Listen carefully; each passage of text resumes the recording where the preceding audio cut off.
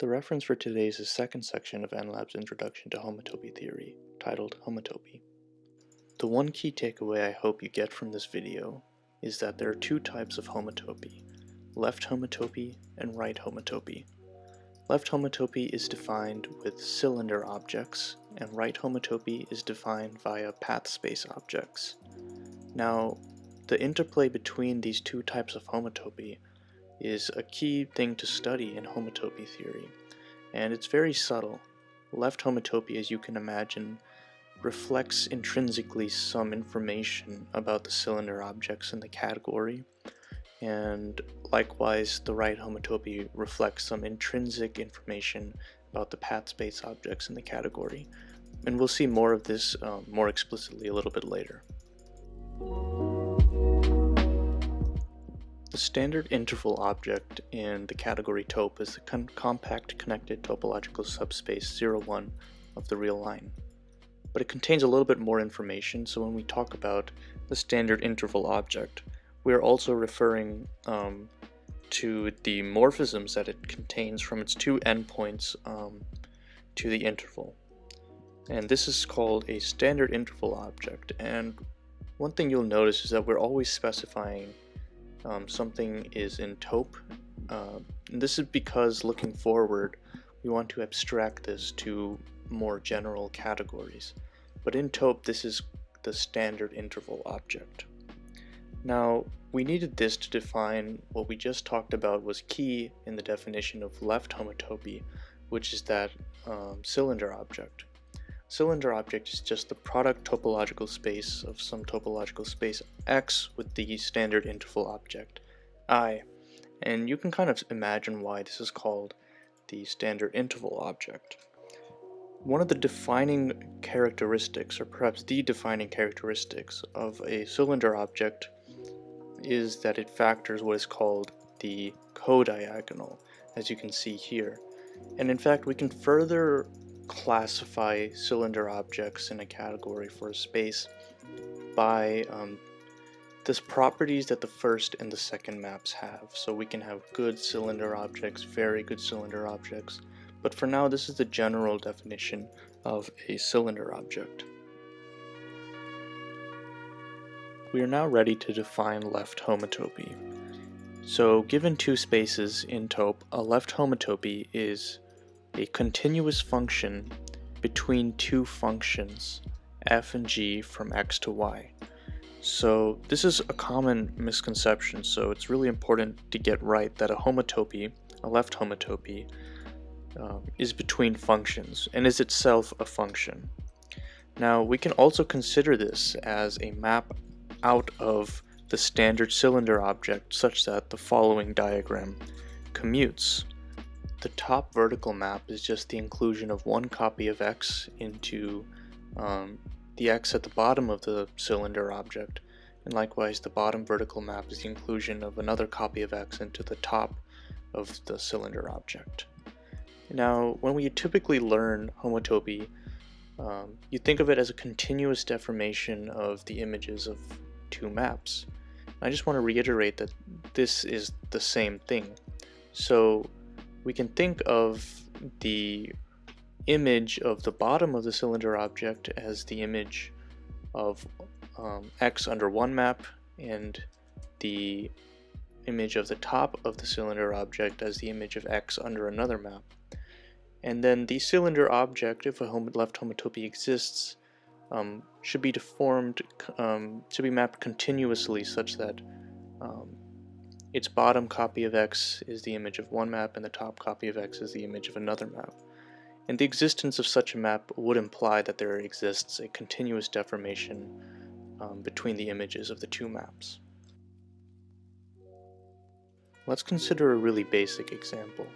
So if we have two maps from the topological space consisting just of a single point into y, and let's think about what that image would be. That would just be 2 points in y. The standard cylinder object in this case is a point times the standard interval object, which of course is just the standard interval object. And so the existence of a left homotopy between f and g is just equivalently the existence of a continuous path from one point in y to the other, the image of f to the image of g. Let's consider another example that'll exhibit a pretty common class of left homotopy functions. So let's consider two maps from the interval object to itself, the identity map and the map which sends everything to 0. So the image of the identity map is of course this whole standard interval object. The image of 0 map is just a single point. The standard cylinder object is just the product topological space of the standard interval object with itself. And we can actually define an explicit left homotopy, which is sometimes called the retraction left homotopy, with this following function x times 1 minus t. And if it wasn't clear before, when I draw this as I have here, the vertical axis, so to speak, is time. Our codomain of all of these functions is of course just the standard interval object, not some larger space. So just to be clear on that. A key application of left homotopy is to define homotopy groups. So given a topological space, the zeroth homotopy set is a set of left homotopy equivalence classes of points, which we are referring to as functions from the topological space consisting of just a point to the space x. And as you recall, a existence of a left homotopy between them is just that of a path connecting the images of these 2 points, which are just points in x. So we can actually just think about this as the set of path-connected components of x. So this yields a functor from top to set. So all that means is that, x gets sent to the set of zeroth homotopy, set of x, likewise with y, and a map from x to y yields a map from the zeroth homotopy set of x to the zeroth homotopy set of y. Now, likewise, we can define higher dimensional versions of this called homotopy groups. So these are for natural numbers n greater than or equal to 1. And there are a couple things that we need to be careful about here. The first is, again, that this is a group. There is a group structure on this. And second of all, if you notice, we have to specify a base point, little x, either explicitly or sometimes implicitly, but this is very important. Now, there's 2 properties, and let's go through them one by one. The underlying set is, again, left homotopy equivalence classes, this time of maps from the n-dimensional interval object into x. And not just any maps, these maps take the boundary of that n-dimensional cube, which is what that symbol, the partial derivative symbol, represents the boundary. These maps take the boundary to the base point. Not only that, the left homotopies that we're considering have to be constant on that boundary. So let's look at the one-dimensional case to get a better feel for this. The property that we take the boundary to the base point means that we have to start and end at the same point. In other words, we have to make loops. The property that the left homotopies have to be constant on the boundary just means that we can't at any point somehow detach an endpoint of a loop, move it around, and then reattach it. It has to stay at that base point. We can't cut it like that. In the higher dimensional case, the property that the boundary is sent to the base point just means that our image is spheres. Moving on, let's talk a little bit more about the group operation. So the group operation is essentially what you could think about as like doing one and then the other. So we take, we consider this again as a map out of the n-dimensional interval cube, but there's a homeomorphism from that to the disjoint union, or the union of 2 interval cubes, attached along one side. And each of those is just, well, the first one is a map of alpha, and the second is the map of beta. And we have to be careful because we don't just have to be constant on the outer rectangle boundary. We actually have to be constant on all of these edges that I've drawn here, so including that middle one. Now, the formal reason why that this is a group is something that we might talk about later, but for now, we have to take it for what it is. Likewise, with the homotopy set, zeroth homotopy set, we have a functor, this time from pointed topological spaces to graded groups. And by pointed topological spaces, we just mean topological spaces with the base point specified. And so all this is saying is that we respect the grading of the homotopy groups. So the second homotopy group, for example, of X is sent to the second homotopy group of Y if there's a map from X to Y. It's not the case that the second homotopy group of X is sent to like the 15th homotopy group of Y or something crazy like that. It's natural to ask if we can extend the concept of homotopy or left homotopy to spaces.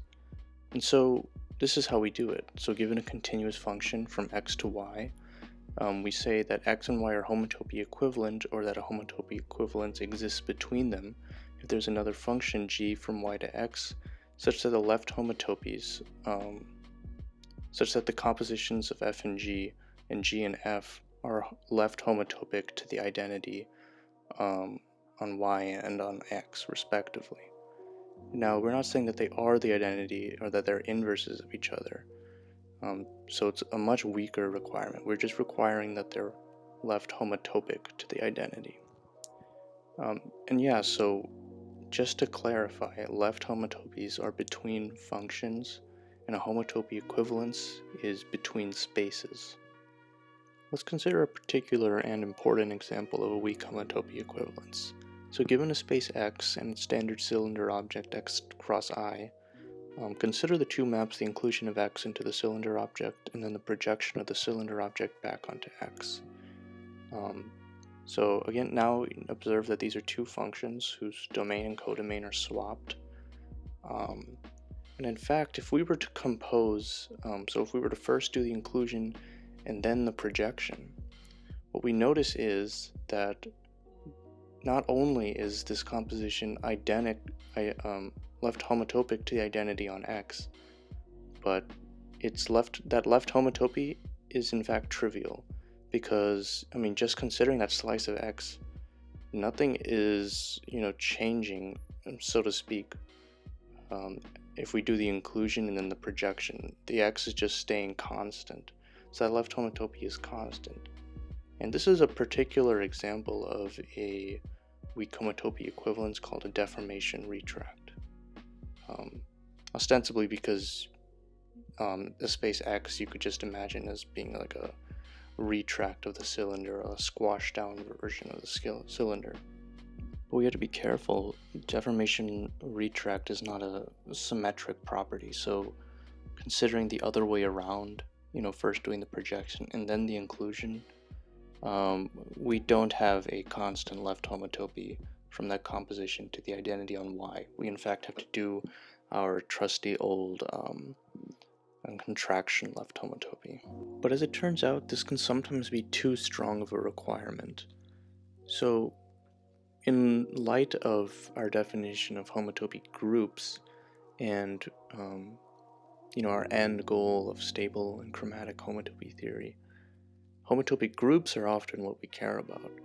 And so we define a weak homotopy equivalence between two spaces to simply be one that induces isomorphisms on the zeroth homotopy sets of those spaces and group isomorphisms between the higher homotopy groups of those spaces.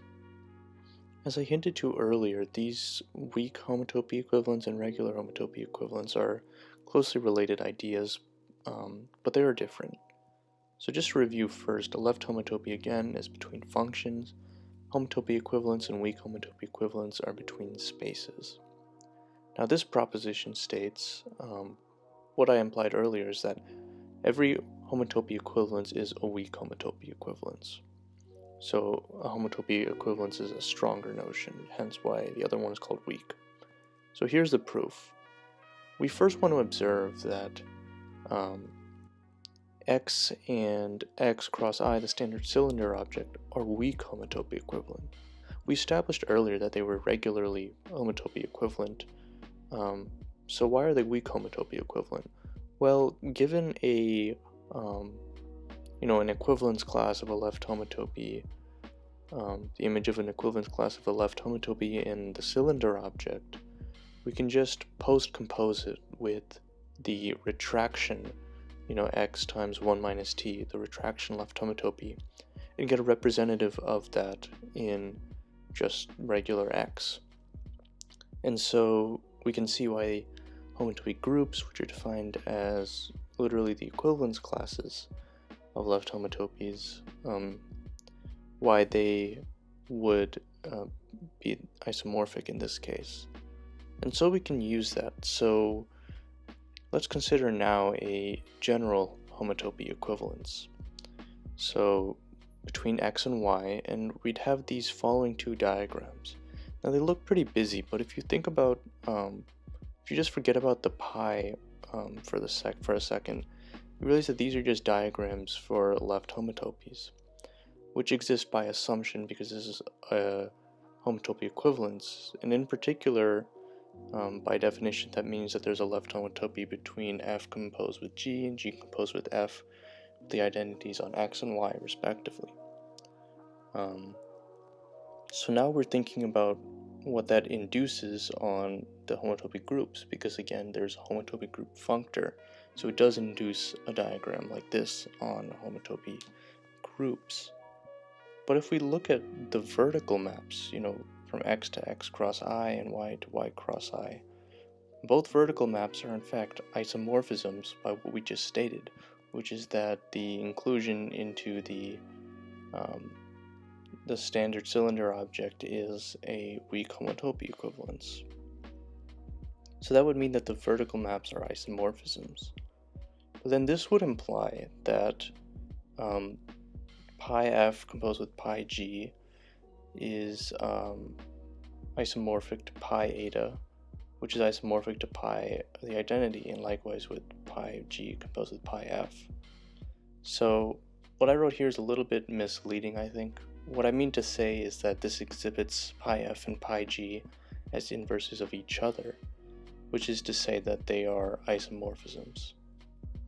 And I just want to reiterate again that the converse is definitely not true in general. However, there are two special cases that we'll see. The first is that the converse, that weak homotopy equivalences and regular homotopy equivalences are, they have the same equivalence classes. That holds for CW complexes, whatever that is, and that's called Whitehead's theorem.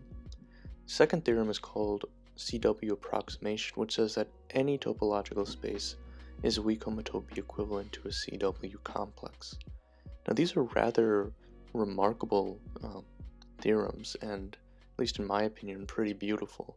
They really solidify CW complexes as something that will be central points of study in algebraic topology in our series and in general, and that's something that we will introduce in the next section. If you recall, one of the first things we did with the cylinder object was mention that it factors the codiagonal. That property of the codiagonal map can reveal some properties about the homotopy theory at large. So just the standard codiagonal map from the x disjoint union x to x doesn't have very many properties by itself. But if we observe that it first of all factors through the cylinder object, and that the map from the cylinder object to x, as we just mentioned, is a weak homotopy equivalence, we not only get the fact that this map is now a monomorphism, a sort of injection in categorical language, but also that it has a further property, in particular that it has a left lifting property against all serif vibrations that are also weak homotopy equivalences. Now that just might seem like a lot of jargon at the moment, but we'll get there, and this will turn out to be an interesting and important quality that the codiagonal now possesses. So at this point you might be wondering, oh, you mentioned the codiagonal and left homotopies. Certainly there is a diagonal and a right homotopy, and they're related in some way.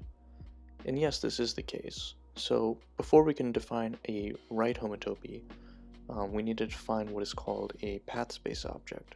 So just as a left homotopy was defined using a cylinder object, we'll define right homotopies using path space objects.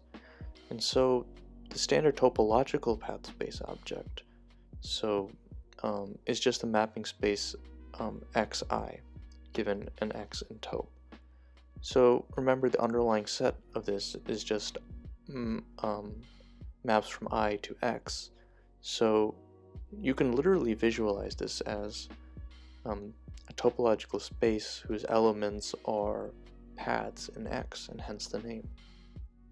So dual to the case of the codiagonal, the path space object in top, the mapping space xi, factors the diagonal, which, the diagonal is just a map from x to x cross x. So the path space object factors this. And likewise with the codiagonal and how the cylinder object factored that, and how we got a lot of nice properties from the resulting map, we observe that the first map, when we factor the diagonal, that first map is a weak homotopy equivalence, and that second map is a serif vibration. So you're probably seeing that word pop up, that serif vibration, and it'll turn out to be one of the fundamental building blocks of model categories in the homotopy theory. As well, you probably observe that path space objects and cylinder objects act pretty dual to each other. And so this is another really interesting aspect of the theory. So finally, a right homotopy between two continuous functions fg from x to y is again a continuous function, but this time from x into the path space object. So a left homotopy was out of the cylinder object, a right homotopy is into the path space object. And so we have this diagram instead. So a right homotopy has, a vertical side on the right side, a left homotopy has it on the left side, and ostensibly we can think of this as if f and g are right homotopic, then there's a path in y connecting the image of f to the image of g, I suppose. But perhaps one of the reasons that right homotopy isn't taught as much in introductory homotopy theory is that the concepts of left and right homotopy can often overlap. The specific conditions under which they overlap is a theorem that we'll discuss later, but their desired properties are fibrancy and cofibrancy, whatever those might mean at the moment. Thanks for watching. Next time we'll start talking about cell complexes and introduce more of the fundamental building blocks of model categories in a homotopy theory.